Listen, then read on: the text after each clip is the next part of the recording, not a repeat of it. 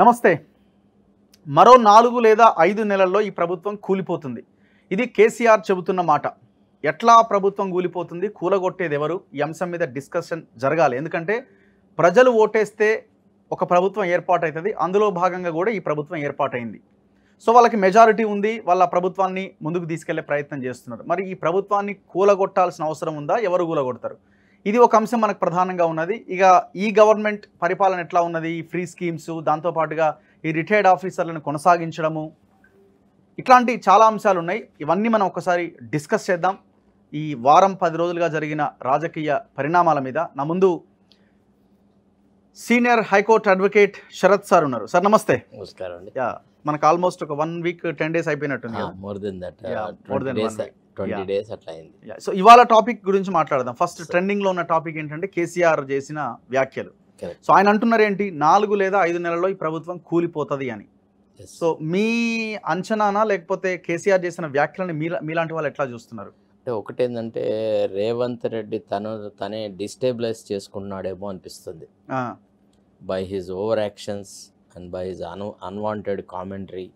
తర్వాత ఆయన తీసుకున్న మార్గంలో తర్వాత మాటలలో పొందిగా ఉండట్లేదు. అంటే గతంలో ఏదో ఒక ప్రతిపక్ష నాయకుడిగా మాట్లాడిన దానికంటే ఒక ముఖ్యమంత్రి హోదాలో ఉన్న వ్యక్తి యొక్క మాటల సరళి, ఆయన ఆలోచన సరళి, తర్వాత కాంగ్రెస్ భావజాలానికి కాంగ్రెస్ ఐడియాలజీకి దగ్గరగా ఉంటే ఆయనకి ఏ రకమైన సమస్య లేదు. కానీ ఆయన తొందరపడి మాట్లాడే మాటలు, ఆయన మీద ఆయన విశ్వసనీయతను పెంచుకోవడం సరికాదు కదా, చాలా తగ్గించుకుంటున్నాడు. ఇది ఆయన చేస్తున్న దానివల్ల కేసీఆర్ కొంత దూరదృష్టితో రేపు భవిష్యత్తులో కూడా కాంగ్రెస్లో ఈయన ఒక సమస్య అయి కూర్చుంటాడు. ఈయనను కాంగ్రెస్ సంస్థ భరించలేదు రేవంత్ రెడ్డిని అనేటువంటి ఒక ఊహకు వచ్చేసి ఈ మాటలు మాట్లాడు. అదే మాటలా, లేకపోతే ఏదో రకంగా ఎమ్మెల్యేలని లాగి లాగలేదు అంటే కాంగ్రెస్ కి ఒక రకమైనటువంటి, అంటే కాంగ్రెస్ అధిష్టాన వర్గంలో కూడా రేవంత్ రెడ్డి యొక్క నాయకత్వ లక్షణాల మీద, రేవంత్ రెడ్డి యొక్క పరిపాలన దక్షత మీద, ఆయన ఆలోచన సరళి మీద అనుమానాలు కలిగించే ప్రయత్నం చేస్తున్నాడు. ఆ అగ్గికి రేవంత్ రెడ్డి ఆజ్యం వస్తున్నాడు. ఎట్లా అంటే కాంగ్రెస్ యొక్క స్టైల్లో అందరినీ కలుపుకొని పోవడం ఒకటే కాకుండా కొంత సామాజిక న్యాయం చూపెట్టాలి, social justice point of view పోవాలా. ఇతను ఏకపక్షంగా వెళ్తున్నాడు. అంటే డాక్టర్ చెన్నారెడ్డితో, డాక్టర్ వైఎస్ రాజశేఖర్ రెడ్డితో ఈయన పోల్చుకునే ప్రయత్నం చేస్తున్నాడు. కాదు, వాళ్ళకి ఈయనకు పోలిక లేదు అసలు. First of all fundamentally there is hardly any comparison between them and him. ఎందుకు? దానికి 2 కారణాలే. వాళ్ళు కాంగ్రెస్ సంస్థాగతంగా కార్యకర్త దశ నుంచి ఎదుగుతూ ఎదుగుతూ ఎదుగుతూ ఎదుగుతూ చాలామంది నాయకులతో పనిచేసిన సాన్నిహిత్యం ఉంది. ఇప్పుడు రాజశేఖర్ రెడ్డి గారి గురించి హైకమాండ్కి కానీ, చెన్నారెడ్డి గురించి హైకమాండ్కి కానీ ఎవరైనా కంప్లైంట్ ఇవ్వాలంటే జడ్చుకునేవాళ్ళు. ఎందుకంటే వాళ్ళ మీద పార్టీ హైకమాండ్కి అంత ఇది ఉండేది. అదే రేవంత్ రెడ్డి విషయంలో చూడండి, వచ్చిన కొద్ది రోజులే అయింది, ఒక రకమైనటువంటి భావజాలము, ఒక రకమైనటువంటి పర్సెప్షన్ స్టార్ట్ అయింది. అంటే ఒంటెద్దు పోకడలే పోతున్నాడు, ఒట్టిగానే అన్న తమ్మి అని పిలుస్తున్నాడు తప్ప, బట్ నిజమైనటువంటి పరిపాలనా విధానంలో ఎవరికి ఏ ప్రాధాన్యత లేదు అనే విషయం మనకి క్లియర్గా తెలిసిపోతుంది. నా పాయింట్, మీరు అన్నది ఆయన యొక్క పనితీరు, ఆయన ఆలోచనల గురించి మీరు మాట్లాడుతున్నారు. దీనికి ప్రభుత్వం కూలిపోవడానికి ఏం లింక్ చేస్తున్నారు? కేసీఆర్ అంటున్నది ఏంటి, 4-5 నెలల్లో ఈ ప్రభుత్వం కూలిపోద్ది అంటున్నాడు. కూలిపోవడం అన్నది చాలా పెద్ద విషయం కదా, పబ్లిక్ ఇచ్చిన మ్యాండేట్. కూలిపోవడం అంటే ఏం చేస్తుంది? పార్టీ హైకమాండ్కి ఒకవేళ రేవంత్ రెడ్డి మింగుడు పడకుండా ఉన్నట్టు అనే పక్షంలో రేవంత్ రెడ్డి నాయకత్వాన్ని మార్చాలన్న ప్రయత్నం చేస్తుంది. రేవంత్ రెడ్డి తనకున్న సత్తాతో, తనకు 20 మంది ఎమ్మెల్యేలు ఉన్నారు, 22 మంది ఉన్నారు అని అన్న భావనలో ఉన్నాడు కదా, వీళ్ళతో నేను నథింగ్ డూయింగ్, అది ఎట్లా చేస్తారు అని ఎదురు తిరిగితే ఏం జరుగుతుంది సార్? ఇదే పతనావస్థకు వస్తుంది. కాబట్టి పార్టీ హైకమాండ్ను దగ్గర పెట్టుకోవాలని అన్నప్పుడు పరిపాలనా విధానంలో కనుక ఇక్కడ అసంతృప్తిని కంట్రోల్ చేసుకుంటూ ఉండాలి. లోకల్ అసంతృప్తి రాకూడదు. ఇప్పుడు చూడు, నిన్నటి మీటింగ్లో బట్టిని పక్కకు పెట్టేశాడు, ఆయన ఫోటో లేదు. అట్లనే కొన్ని రకాల చెప్తున్నాయి, ఏదో సుప్రీంకోర్టు జడ్జిమెంట్ ఏదో ఉంది, ఈ ఐఎన్పిఆర్ ఆ పేపర్ మీద ఓన్లీ సీఎం ఫోటోనే పెట్టాలి యాడ్స్లో అనేది ఒక చర్చ ఉన్నది. అది నిజమా? అట్లయితే మరి మిగతా అన్ని కార్యక్రమాలలో వెళ్ళాలి కదా. ఇప్పుడు అట్లా కాదు కదా. విషయం ఏంటంటే అడప దడప వ్యవహారాలు వేరు, ప్లస్ ఒక అంటే సిస్టమేటిక్గా. రెండోది ఏంటంటే ఈ అపాయింట్మెంట్స్లలో ఎక్కడ కూడా you hardly see any social justice. అవసరం లేని వాటిలలో కూడా ఉన్నత కులాల వాళ్ళకే ప్రాధాన్యత ఇచ్చి తనకిప్పుడు అంటే గతంలో తనకి అనుబంధంగా ఉన్న వ్యక్తులకే ప్రాధాన్యత ఇస్తూ సహజంగా కాంగ్రెస్ భావజాలంలో పెరిగిన వ్యక్తులు, సహజంగా కాంగ్రెస్తో ముడిపడిన వ్యక్తులందరినీ పక్కకు పెట్టేశాడు. ఇప్పుడు ఆయన సలహాదారులుగా మనం ఒక చిన్న కంపారిజన్ చేద్దాం. ఈయనకు ఒక సలహాదారు నాడు, పక్కకున్న జగన్కి ఒక సలహాదారు నాడు. జగన్ సలహాదారుడు ఎవడని మన ఊర్లలో అడిగినా కానీ సజ్జల రామకృష్ణారెడ్డి అని చెప్తాడు. ఈయన సలహాదారుడు అంటే ఎవడి పేరు చెప్తాడు? ఆయన ఇచ్చిన సలహాలు ఏంది? ఆయన వల్ల ఒరిగింది ఏంది? లేదు. ఏదన్నా ఒక వేకెన్సీ ఏర్పడ్డది అనుకో, ఫర్ ఎగ్జాంపుల్ మొన్న ఒక ప్రెస్ అకాడమీ చైర్మన్షిప్ వచ్చింది. ఎక్కడో ఇదివరకు గతంలో చంద్రబాబు నాయుడు నేతృత్వంలో ఒకసారి ఆల్రెడీ ప్రెస్ అకాడమీకి పనిచేసిన వ్యక్తిని, ఆ మూలకున్న వ్యక్తిని ఆయన తీసుకొచ్చి ప్రెస్ అకాడమీకి ఎందుకు ఇవ్వాలా? నిన్నగాక మొన్న నీవు అధికారంలోకి రావడానికి ఎవరు సహకరించారు?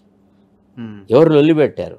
ఎవరు ప్రజాభిప్రాయాన్ని మలిచినారు కాంగ్రెస్కి అనుకూలంగా? మనం గమనించినాము. దాదాపు ఒక సంవత్సర కాలంలోనే కదా పొలిటికల్గా పబ్లిక్ ఒపీనియన్ అంతా మారింది. జిహెచ్ఎంసీ దుబ్బాక ఎలక్షన్స్ వరకు బీజేపీకి అనుకూలంగా ఉన్నటువంటి ఐడియాలజీ, ఉన్నటువంటి ప్రజాభిప్రాయాన్ని ఏకపక్షంగా వన్ సైడెడ్గా ఇట్లా ఎత్తి కాంగ్రెస్ జోలలో వేసిన కార్యదీక్షత ఎవరిది? పత్రికలదే కదా, ఎస్పెషల్లీ యూట్యూబర్స్దే కదా, సోషల్ మీడియా గ్రూప్సే కదా. ఈ సోషల్ మీడియాని ఎందుకు ఇగ్నోర్ చేయాల్సి వచ్చింది? ఇప్పుడు ఆ ఓల్డ్ ఆయనని తీసుకొచ్చి ఎందుకు పెట్టాల్సి వచ్చింది?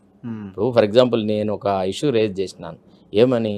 అసలు మొత్తంగా వన్ సైడెడ్గా కొట్లాడి అన్నిటికీ అన్ని రకాలుగా నష్టపోయిన వాళ్ళు ఉన్నారు. ఫర్ ఎగ్జాంపుల్ మీరున్నారు, మీకేం సంబంధం లేదు.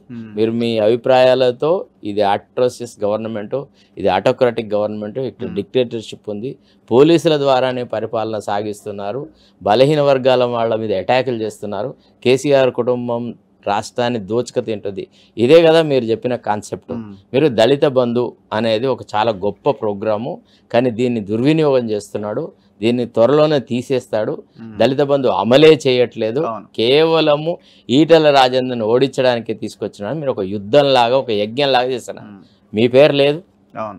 ఏమండి ఏమవుతుండే? ఒక బలహీన వర్గాలకు చెందిన వ్యక్తి రఘుకు ప్రెస్ అకాడమీ ఇస్తే తప్పేంది? నేను అడిగిన ఫస్ట్ ప్రశ్న. 2 తీన్మార్ మల్లన్న ఉండే 70-80 కేసులు పూర్తిగా ఎన్నోసార్లు ఆయన మీద అటాక్ జరిగింది. ఆయనను నానా రకాలుగా హింసించినారు.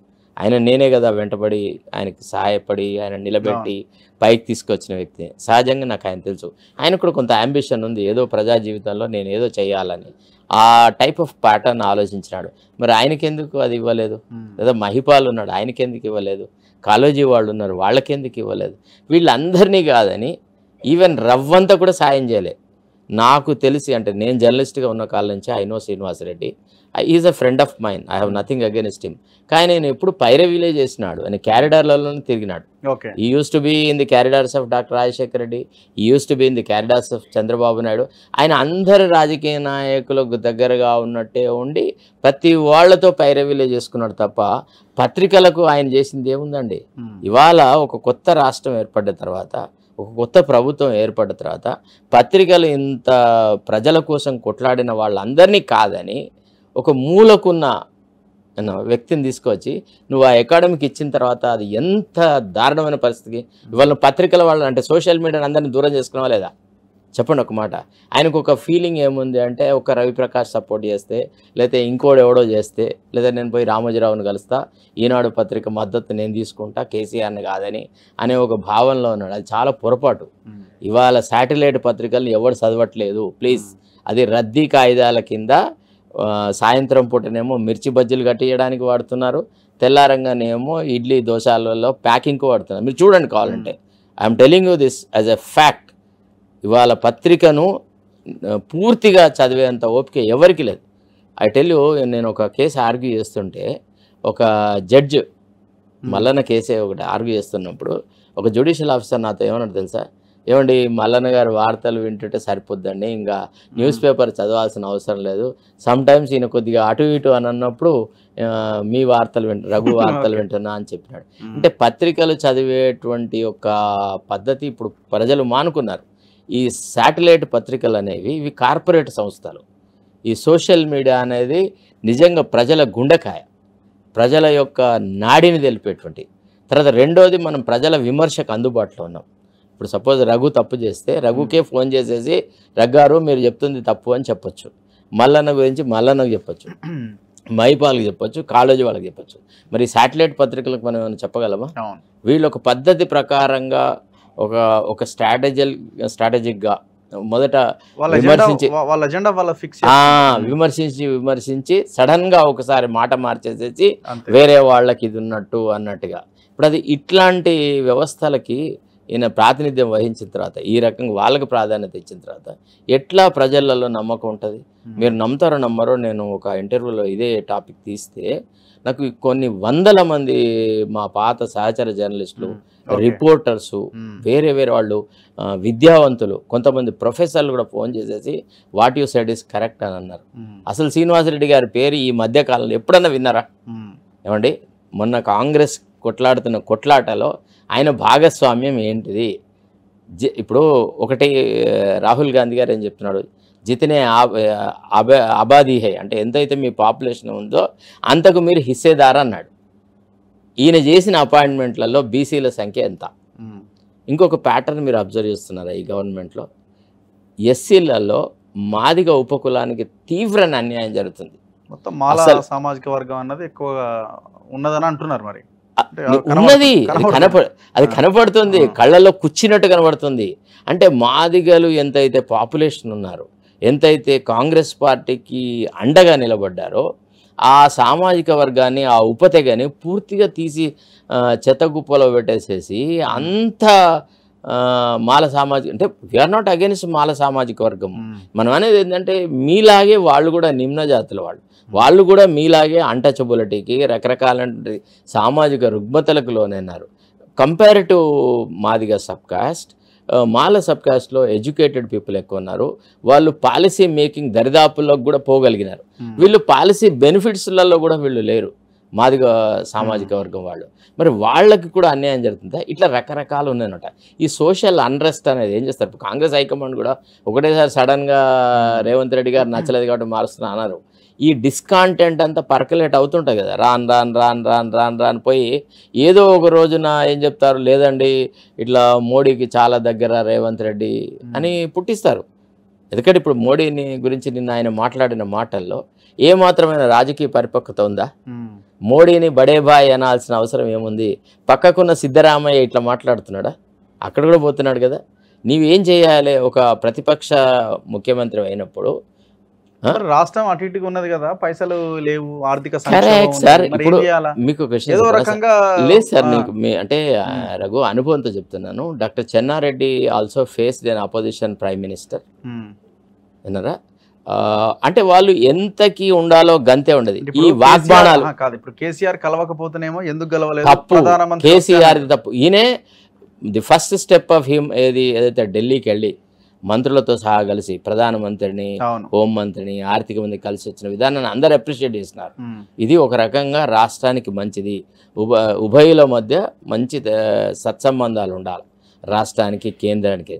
అయితే ఈ ఒప్పందం అంటే మంచి సంబంధాలు ఉండాలంటే పొగడ్తలు అనేది అవసరం లేదు, అంత ఏవగింపైన పొగడ్తలు. ఇప్పుడు నిన్నగాక మొన్న సార్ రఫ్లీ అబౌట్ 28 అనుకుంటా గుజరాత్ మోడల్ గురించి చెప్తూ ఏమున్నది, పార్టీలను చీల్చడం, ఆట చేయడం, ఇట చేయడం, ఈడీలను ఇప్పుడు అది ఇది అని అన్నాడు. ఆయన అన్న తర్వాత మరుసటి ఒక 2 days తర్వాతనే మళ్ళా నేను గుజరాత్ మోడల్ ఫాలో అవుతున్నా, నాకు సాబర్మతిని మీరు డెవలప్ చేశారు, ఇక్కడ మూసీ నదిని మాకు ఇవ్వాలి, ఆ బడే బాయ్ హే, అగర్ ఆప్కే సపోర్ట్ నై రహే తో హమ్ కుచ్ నై కర్ సక్తే. అంటే మనం ఇంత దీనంగా ఉన్నాము అనేటువంటి ఒక యాంగిల్ ఒకటి. తర్వాత గుజరాత్ మోడల్ని Rahul Gandhi he's totally opposing. And the central leadership మొత్తం ఇండియా గఠబంధన్ యొక్క ఐడియాలజీ లోపల ED and CBI are used as tools to break the political parties అనేటువంటి ఒక భావన ఉంది.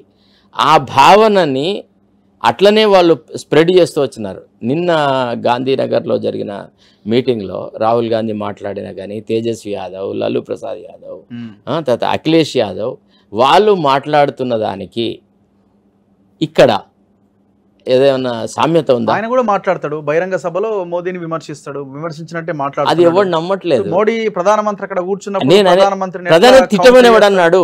అంత అవసరం లేదు కదా, అంత అవసరం లేదు కదా. What I feel is mike పట్టుకున్నాక కొద్దిగా ఎమోషన్లోకి లోన్ అవుతాడేమో అనిపించింది. What I feel personally, mike పట్టుకున్నాక తనని తను మర్చిపోయి, తన పరిధిని మర్చిపోయి ఎక్కువ మాట్లాడుతున్నాడేమో అనిపించింది. అది అవసరం లేదు. కొంత అవసరం అంటే బెటర్ స్క్రిప్ట్ రాసుకొనే మాట్లాడితే బెస్ట్. ఎందుకంటే ఇప్పుడు నువ్వు బీజేపీకి, చచ్చిపోయే బీజేపీకి ప్రాణం పోసినట్టు కాలేదా? ఏమండి, నిన్న ఈయన మాట్లాడిన తర్వాత 5 నిమిషాల మొహబిడియం లేకుండా కాంగ్రెస్ గురించి మోడీ ఎట్లా మాట్లాడినాడు? డైరెక్ట్ అటాక్ చేసిందా లేదా? సో ఎక్కడ స్నేహహస్తం ఎవరికి ఇస్తావు? ఎవరు నీతో స్నేహంగా ఉండాలన్న ప్రయత్నం చేస్తారు? నిన్ను వాడుకుంటున్నాడు మోడీ అనే విషయం నువ్వు గ్రహించలేకపోతే దానికి ఎవరు రెస్పాన్సిబుల్? ఇప్పుడు బీజేపీకి వాళ్ళ ఒక రకమైనటువంటి ఉత్సాహం వచ్చిందా లేదా? ఒక ప్రతిపక్ష పార్టీలో ఉన్నటువంటి ముఖ్యమంత్రి మోడీ గురించి పొగిడాడు, మోడీ యొక్క పరిపాలనను మెచ్చుకున్నాడు, గుజరాత్ మోడల్ని యాక్సెప్ట్ చేశాడు అనేది ఎంత సమస్యలకు దారితీస్తుంది. సో ఈ రకంగా ఈ విషయాలన్నిటి పరిశీలించినటువంటి కేసీఆర్ లాంటి గుంటనక్క ఏం చేస్తాడంటే, రేవంత్ రెడ్డి మీద అసంతృప్తిని రేకెత్తింపజేయడానికి, రేవంత్ రెడ్డితో ఎవరైతే నష్టపోతున్నారో, ఎవరైతే రాజకీయంగా అవకాశాలు పొందలేకపోతున్నారో వాళ్ళందరికీ మేమున్నాం, నీకు సపోర్ట్, మేమున్నామని సపోర్ట్ చేయిస్తూ పోతాడు. రేపటి రోజున అవసరమైతే ఈ 4-5 సీట్లు 6 సీట్లతోనూ ఈయన ఇండియా గఠబంధన్కి దగ్గరగా పోయే అవకాశాలు ఉంటాయి. కేసీఆర్ అంటే ఒకటి చూడండి, కేసీఆర్ ఎప్పుడు కూడా బీజేపీకి దగ్గరగా ఉన్నట్టుగా నటించలేదు. లోపాయకారిగా ఎంత ఉన్నా బహిర్గతంగా మాత్రం సచ్చినా ఎన్నడూ మోడీ పరిపాలనను కానీ, మోడీకి సంబంధించిన విధానాలను కానీ ఇష్టపడలేదు. ఈయన కూడా అంతే నీతిజ్ఞత ప్రదర్శిస్తుండే అయిపోయేది కదా. ఇప్పుడు అఫ్కోర్స్ యూ కూడా obtained the support, but to the extent possible. మీరు ఇద్దరు 1-to-1 కలిసినప్పుడు సార్ ఐ ట్రస్ట్ యూ అని నువ్వు అనేది ఉండే. కానీ నువ్వు బహిర్గతంగా పబ్లిక్లీ మోడీ ముందడ నువ్వు మోడీకి వీర విధేయుళ్లాగా మాట్లాడడం వల్ల దీని ప్రభావం కాంగ్రెస్ కార్యకర్తల మీద ఏ రకంగా ఉంటుంది ఒకసారి ఆలోచించాలి. అంటే మనమే కొట్లాడుకుంటున్నామా, అసలు వీళ్ళిద్దరు ఒకటేనా అని. రెండోది, నీకు ఈ రాష్ట్రంలో కనుక ఒకవేళ నువ్వు బీఆర్ఎస్ను టోటల్గా ఎన్హిలేట్ చేస్తే వచ్చే బెనిఫిట్ ఎవరికి వస్తుంది? బీజేపీకి వస్తుంది. బీజేపీ స్ట్రాంగ్ అయితే రేవంత్ రెడ్డిని ఉంచుతారా? నిర్దాక్షిణ్యంగా 2గా చీల్తారు, బ్లేడ్ పెట్టి కసకస నరికేస్తారు అన్నారా? కాబట్టి ఏం చేసుకోవాలా? Political narrative should be against BJP. ఈయన ఒక్కసారైనా బీజేపీ టాపిక్ తీస్తున్నాడా, విమర్శిస్తున్నాడా? 90% కేసీఆర్ ఫ్యామిలీ గురించే మాట్లాడుతా ఉన్నాడు. నేను అనేది ఏంటంటే అయిపోయింది కేసీఆర్ ఫ్యామిలీ. కేసీఆర్ కూడా ఇప్పుడు వీళ్ళు ఒకవేళ టైట్ చేస్తున్నారు మా మీద అన్నప్పుడు వేరే ఆల్టర్నేట్ మార్గాలు కూడా ఆలోచించే అవకాశం ఉంటుందేమో. ఎక్కడ కేసీఆర్ ఆయన అంటున్న కూలగొడతాము అంటే కూలిపోతుంది అని అన్నదాని వెనకాల వీళ్ళు టైట్ చేసే కొద్దీ ఒకవేళ కేసులను ఇంకోటనో ఒకవేళ టైట్ చేస్తే ఈ గవర్నమెంట్ ఉండకపోతే అయిపోతుంది అన్న ఒక ఆలోచన కేసీఆర్ చేసి ఏమైనా చేసే ప్రయత్నం చేస్తున్నాడు. ఇక్కడ ఏం కేసులు పెట్టారని వాళ్ళకి జరిగిన హెరాస్మెంట్ ఏదండి? ఒక్క నోటి దుర్భాషలు తప్ప కేసీఆర్ కుటుంబం మీద తీసుకున్న నిర్దిష్టమైన చర్య ఏంది? ఆనాడు మనం ప్రజల మ్యాండేట్ పొందినప్పుడు ఏం చెప్పినాము? కాళేశ్వరంను ఒక గొప్ప. మరి అలా అనుకున్నప్పుడు మీ స్టేట్మెంట్ ఎట్లా కరెక్ట్ అవుతుంది? ఇప్పుడు మీరు అన్నారు కదా బీజేపీని టార్గెట్ చేయాల్సింది మొత్తం కేసీఆర్ ఫ్యామిలీని చేస్తారు. నువ్వేం చర్యలు తీసుకోకపోవడం వల్ల బీజేపీకి ఒక అస్త్రం ఇవ్వలేదా? రాగానే గవర్నమెంట్లోకి వచ్చిన తర్వాత ఫస్ట్ ఆఫ్ ఆల్ వెళ్ళారు, తెలియని విషయాల మీద ఏదో పెద్ద పరిశోధన చేస్తున్నట్టు 4 సార్లు మేడిగడ్డ పోవడము, తర్వాత ఆ కమిటీ ఈ కమిటీ అనే బదులు వచ్చుడే డైరెక్ట్గా in keeping with our this thing ఏమని we are going to take steps in this.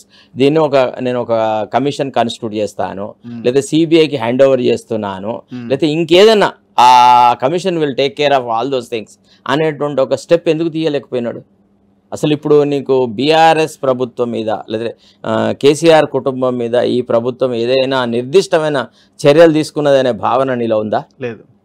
లేకపోవడం వల్ల ఏం జరుగుతుంది అంటే యాక్చువల్లీ ఏం చర్యలు తీసుకోకపోవడం వల్ల వీళ్ళిద్దరు ఒకటే అనే వాదన ఈనాడు ప్రజల దగ్గరికి పోతుందా, లేకపోతే ఈయన తిట్టడం వల్ల ఈ మాటల దీన్ని బట్టే బీఆర్ఎస్ని వ్యతిరేకిస్తున్నాడని వస్తుందా? తర్వాత మనకి తెలుసు ఏమని ప్రజాక్షేత్రంలో ఈనాడు రేపు going to B A contest between BJP and Congress అని అన్నప్పుడు నీ ప్రధాన శత్రువును పక్కకు పెట్టి నువ్వు అక్కర్రాని వాడి మీద ప్రాధాన్యత వహిస్తే దానివల్ల ఎవరికి ప్రయోజనం జరుగుతుంది? ఈజ్ ఈ నాట్ ఇండైరెక్ట్లీ స్ట్రెంథనింగ్? ఒక ఈక్వేషన్ అయి ఉండొచ్చాము. ఇప్పుడు బేసిక్గా తెలంగాణలో మైనార్టీ ఓటు బ్యాంకు చాలా కీలకం. ముస్లిం ఓటు బ్యాంక్ కానీ టోటల్ మైనార్టీ ఓటు బ్యాంక్ చాలా కీలకం, మంచి పర్సంటేజ్ ఉన్నది. కరెక్ట్. ఒకవేళ బీఆర్ఎస్ కనుక ఫీల్డ్లో ఉంటే బీఆర్ఎస్కి కాంగ్రెస్కి మధ్య ఓట్ల స్ప్లిట్ అయ్యే అవకాశం ఉంది ఆ ఓట్లన్నీ కూడా. ఒకవేళ బీఆర్ఎస్ లేకుండా పోతే మొత్తం మైనార్టీలంతా కాంగ్రెస్ వైపే వస్తారు కదా, అప్పుడు బీజేపీ ఎంత ఇది చేసినా కూడా అడ్వాంటేజ్ కాంగ్రెస్ కదా ఒక ఆలోచన చేస్తుండొచ్చు. ఇది ఒక భ్రమా ప్రపంచంలో తిరగడమే సార్. బీఆర్ఎస్ను రాజకీయ క్షేత్రంలో లేకుండా చేస్తా అనేటువంటి ఒక ఆలోచన కత్తి మీద సాము, అది సాధ్యం కాదు. అసలు బీజేపీకి అంత పెద్ద నెట్వర్క్ లేదు టు ఇమీడియట్లీ సబ్స్టిట్యూట్ బీఆర్ఎస్. మీరు అది గ్రహించండి దయచేసి, అన్నారా? రెండవది, ఒక 4 సీట్లు 3 సీట్లు బీఆర్ఎస్కి వచ్చినా 10 సీట్లు కాంగ్రెస్కి వచ్చినా సెక్యులర్ ఫోర్సెస్ యొక్క ఇవి బలపడతాయి. బీజేపీకి రావడం వల్ల ఏం జరుగుతుంది? అరే అబ్తో జగ ఖాళీ హై హమ్ జాకే బయట సక్తే అనే ఒక అవకాశం దొరుకుతుంది. ఇప్పుడు మైనారిటీ కమ్యూనిటీ వాళ్ళు ఈయన ఖచ్చితంగా బీజేపీ మీద కొట్లాడుతులేడు అనే భావన ఉంటే వాళ్ళు ఎందుకు కాంగ్రెస్ వైపు వస్తారు? ఓకే. 2, ఈయన పోనీ మైనారిటీ వర్గాలకు చెందిన ఒక ఇంపార్టెంట్ వ్యక్తులకి ఏదైనా అవకాశాలు ఇచ్చినట్టు అట్టలేదు. అసలు మైనారిటీ రిప్రజెంటేటివ్గా గుర్తించని వ్యక్తిని ఒక అడ్వైజర్గా పెట్టుకున్నాడు, ఇంకొక ఆయన ఎవరికో ఒక వేరే పోస్ట్ ఇచ్చినాడు. కానీ నిజంగా బల్క్ ఆఫ్ ది మైనారిటీస్ యొక్క వాయిస్ని రిప్రజెంట్ చేస్తున్న వ్యక్తి ఎవరు? ఓకే, చెప్పండి. నువ్వు మైనారిటీ ఓట్లు నీ వైపు రావాలా? ఎట్లా, ఎప్పుడు రావాలా? ఎవరు అవునన్నా కాదన్నా అసదుద్దీన్ ఓవైసీకి కేసీఆర్కు ఉన్నటువంటి రిలేషన్షిప్ చాలా స్ట్రాంగ్,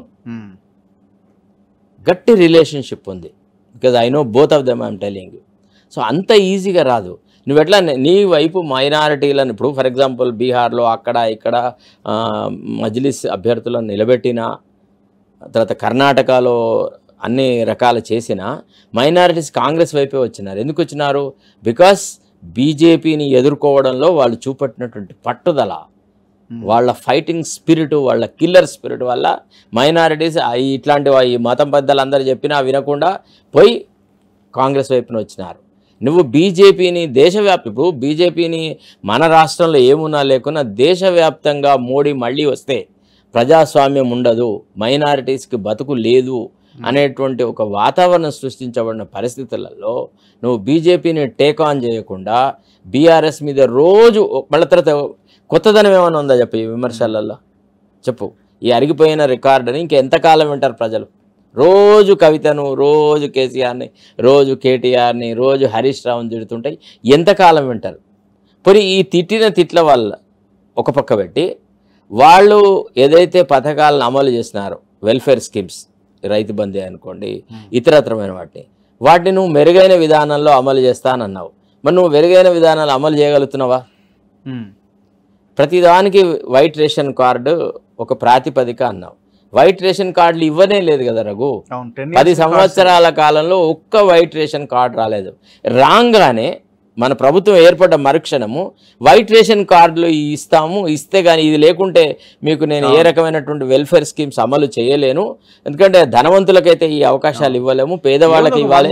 ప్రాసెస్ కంప్లీట్ చేయవచ్చు కదా అనుకుంటే ఎందుకు చేయలేదు? ఇప్పుడు అది చెయ్యకుండా ఇప్పుడు దాదాపు 10 సంవత్సరాల కాలంలో ఒక జనరేషన్ గ్యాప్ వస్తుంది. చాలా కుటుంబాలలో ఇప్పుడు 10 ఏళ్ళు 2014లో ఉన్న వ్యక్తి 2024 వరకు పెళ్ళిడికి వచ్చేసి పెళ్ళిళ్ళు అయ్యి విడిపోయిన వాళ్ళు అట్లా ఇట్లా కుటుంబాలు ఉన్నారు. ఒకే బీపీఎల్ కుటుంబంలో 2-3 అయినారు. తండ్రి పేరు మీదనే రేషన్ కార్డు ఉంది, తండ్రి ముసలాడైనాడు, కొడుకు కోడళ్ళు ఉన్నారు, బిడ్డలు ఉన్నారు, ఎవరికి రేషన్ కార్డు లేదు. ఇప్పుడు నువ్వు ఒకే కుటుంబంలో ఎన్ని సమస్యలు ఎవరికి ఇస్తావు? 60-70 ఏళ్ళు 80 ఏళ్ళు ఉన్న వైట్ కార్డ్ హోల్డర్కి ఇస్తే పార్టీకి నువ్వు ఏ రకంగా దోహదపడతాడు అతను? కొంతకాలము పార్టీ పట్ల అతనికి లాయల్టీ ఏముంటుంది? ఇప్పుడు ఇందిరమ్మ ఇళ్ళు ఇచ్చినప్పుడు కానీ రాజీవ్ స్వగృహాలు తర్వాత ఇట్లాంటివన్నీ చేసినప్పుడు కానీ ఏం చూసినారు వాళ్ళు?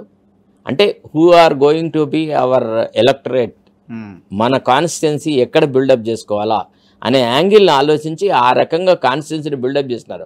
అందుకే ఎంత రాజకీయమైన వ్యతిరేకమైన వాతావరణం వచ్చినా కాంగ్రెస్కి ఎప్పుడు 30% ఓటు తగ్గల.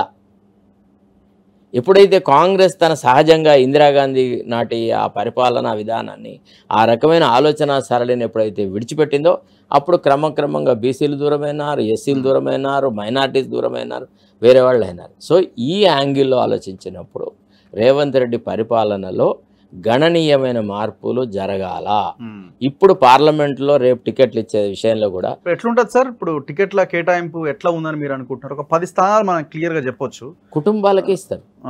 ఇప్పుడు కుటుంబాలు పంచుకుంటాయి. ఇప్పుడు చేవెళ్లలో పట్నమహేందర్ రెడ్డి భార్యకి ఇస్తున్నారు, ఇంకేంది? ఇప్పుడు అక్కడ భువనగిరి చామల కిరణ్ కుమార్ రెడ్డి అంటున్నారు, ఇట్లా నల్గొండలో జానారెడ్డి కొడుకు అంటున్నారు. ఇవన్నీ జానారెడ్డి కానీ ఆయన కొడుకు కానీ అంటే ఇట్లా ఈ కుటుంబాలు పంచుకుంటే ఏమైందంటే సామాన్యమైన కార్యకర్తల్లో ఒక రకమైన నిరాశ నిస్పృహలు వస్తాయి.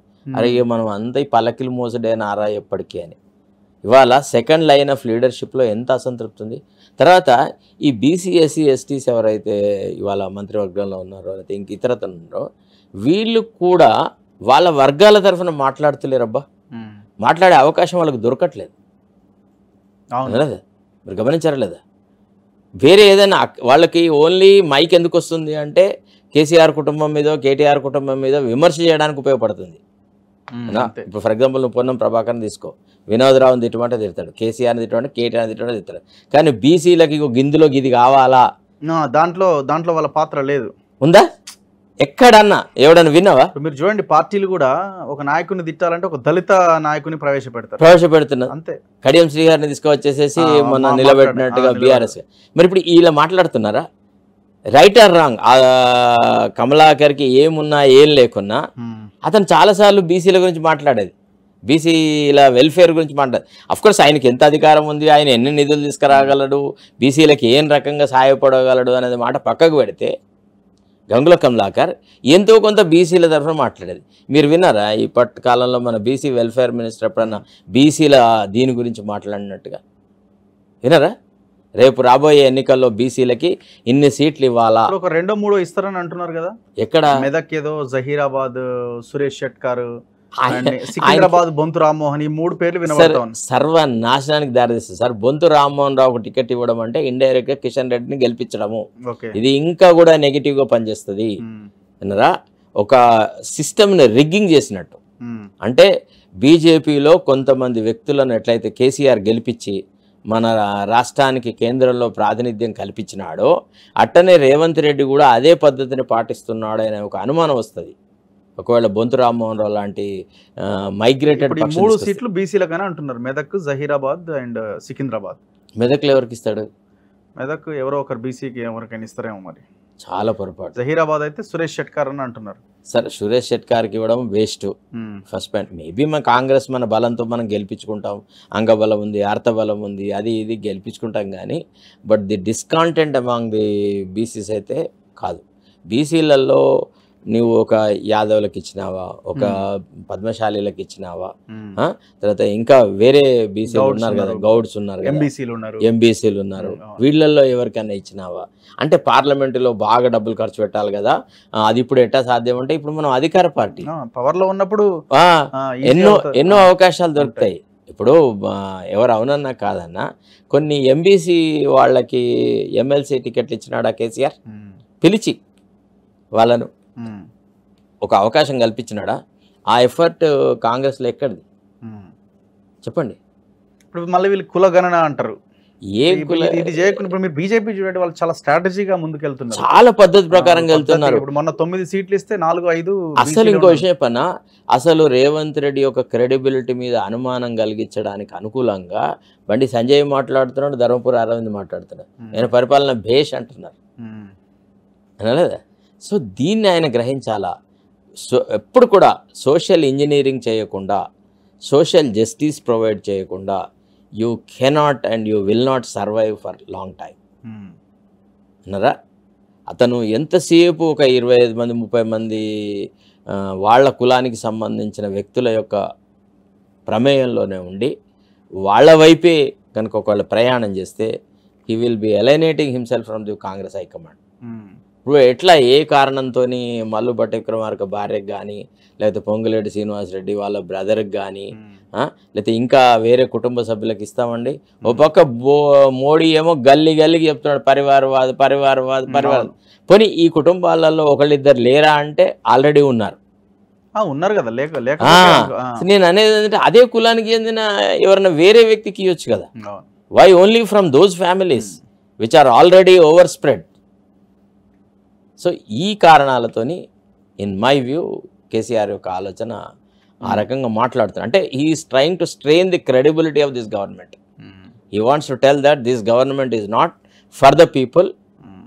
కేసీఆర్ కి వీళ్ళే అవకాశం ఇస్తున్నారని మీరు అంటున్నారు. 100% లేని దగ్గర లేని చోట ప్రొవైడ్ చేస్తున్నారు.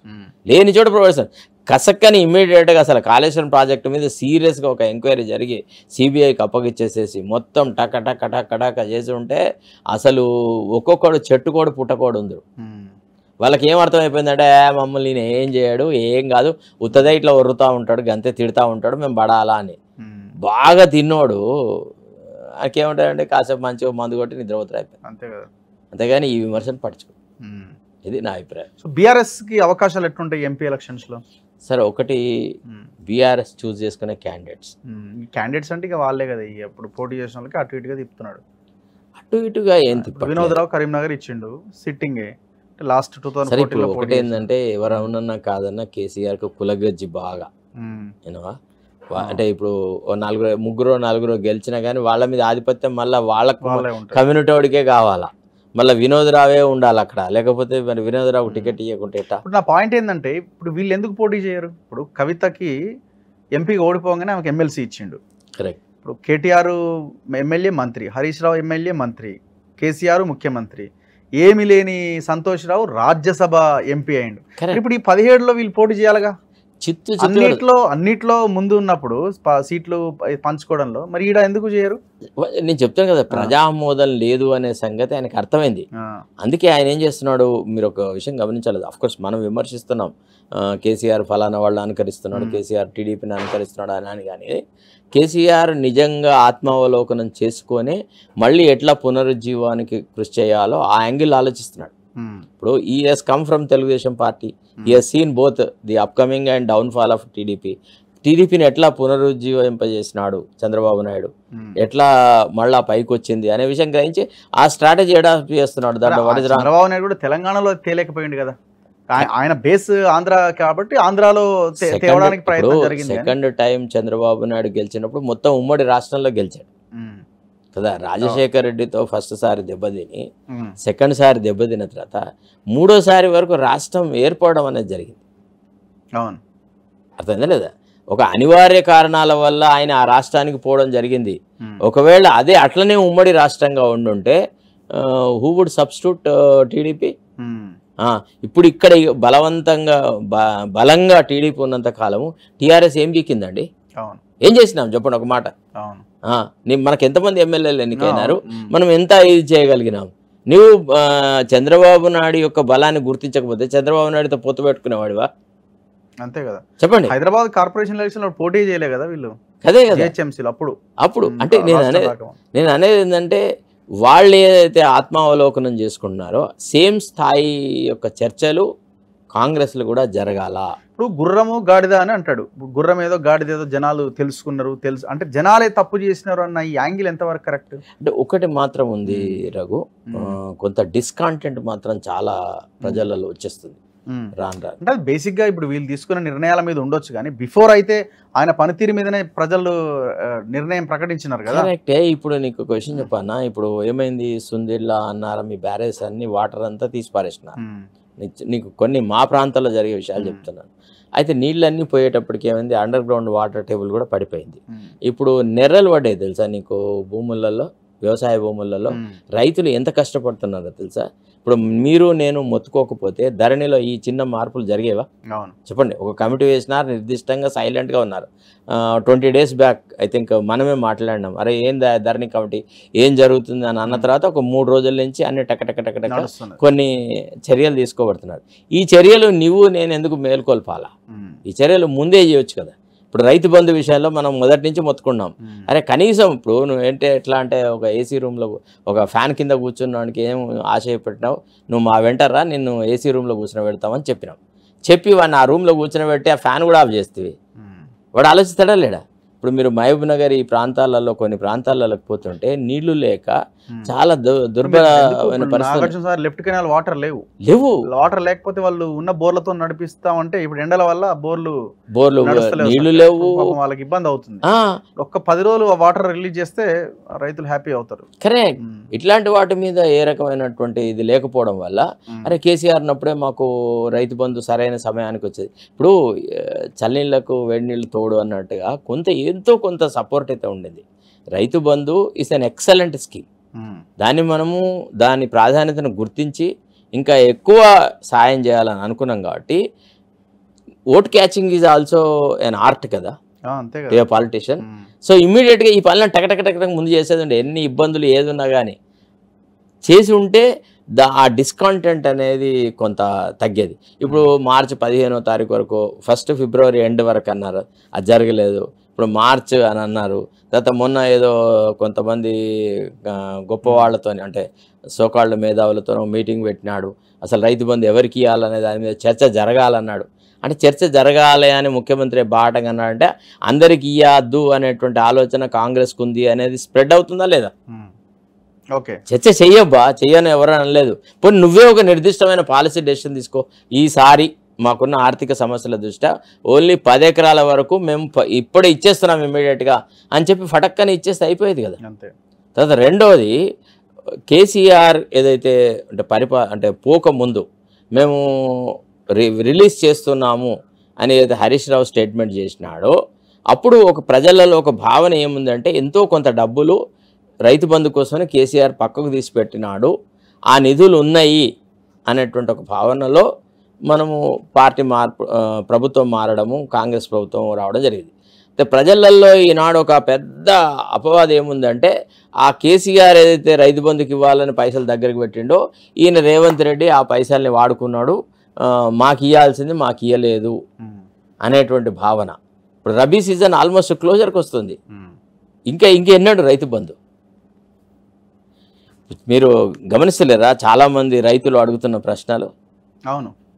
తర్వాత రెండోది, ఇప్పుడు ఈ కాళేశ్వరం మీద అంత మేడిగడ్డకే పరిమితం అవుతున్నారు కదా. వాళ్ళ మీదనే కదా ఎక్కువ, ఎల్ఎన్టీ వాళ్ళ మీదనే కదా వీళ్ళు కాన్సన్ట్రేట్ చేస్తుంది. What about mega Krishna Reddy? ఎవరు మాట్లాడతలేరు, అన్ని పార్టీలు అట్లే ఉన్నాయి. అంటే చెప్పేది అట్లా కాదండి. At least to make the people believe that I'm honest. ఒక లీగల్ ప్రిన్సిపల్ ఏంటంటే you not only do justice but also you appear to be doing justice. So అందరినీ కలుపుకోయే విధానంలో కూడా కొంత లోపం ఉంది. దీన్ని సరిదిద్దుకోకుంటే కష్టం ప్రభుత్వం. Anyway thank you sir, thank you very much. So ఇది అడ్వకేట్ శరత్ కుమార్ గారితో స్పెషల్ ఇంటర్వ్యూ. ఖచ్చితంగా చేంజెస్ అవసరం ఉన్నది. మీ విధానంలో, మీ వైఖరిలో, మీ పనితీరులో మార్పు రావాల్సిన అవసరం ఉంది. లేదు అంటే మళ్ళీ కేసీఆర్కి మళ్ళీ కొంత అవకాశం ఇచ్చినట్టు అవుతుంది అన్నది ఆయన అభిప్రాయంగా కనబడతా ఉన్నది. సో ఖచ్చితంగా మిస్టేక్స్ జరుగుతున్నాయి రిటైర్డ్ ఆఫీసర్లు ఈ వ్యవహారం వీటి విషయంలో. సో వాటిని ఇమీడియట్గా మార్చుకోవాల్సిన బాధ్యత ముఖ్యమంత్రి మీద, ప్రభుత్వం మీద ఉన్నది. చూస్తూనే ఉండండి మన తొలి వెలుగు.